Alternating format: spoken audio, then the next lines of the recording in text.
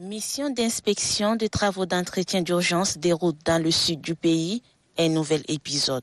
Le secrétaire général adjoint du ministère des Infrastructures et du Désenclavement, Adam Abakar Abdoulaye et son équipe, mettent dès l'entame de la journée cap sur l'axe Ham-Fianga, long de 68 km. Parce que ce sont des zones un peu critiques, donc là où il y a assez d'inondations. Donc il va falloir d'abord sauver cette zone.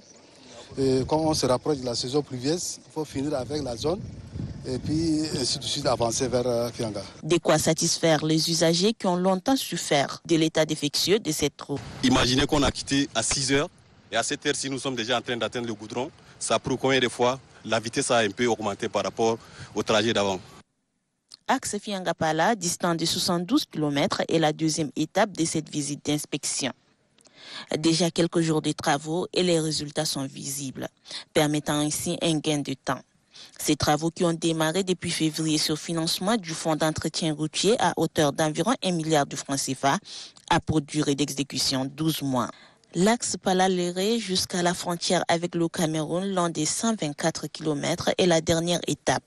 Démarré en avril et financé à hauteur de plus de 651 millions, les travaux vont bon train.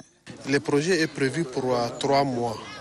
Mais vu l'état actuel, qu'on s'approche de l'hivernage, nous avons établi un programme butoir de 2 mois pour finaliser ces projets. D'ici jusqu'à la fin du mois de juin, le projet doit être inchallah clôturé. Bien qu'avancé dans les travaux, il est toujours important de mettre du paquet pour combler toutes les attentes et affronter la prochaine saison pluvieuse. On peut espérer que cette année, les gens n'auront pas assez de problèmes sur ces tronçons.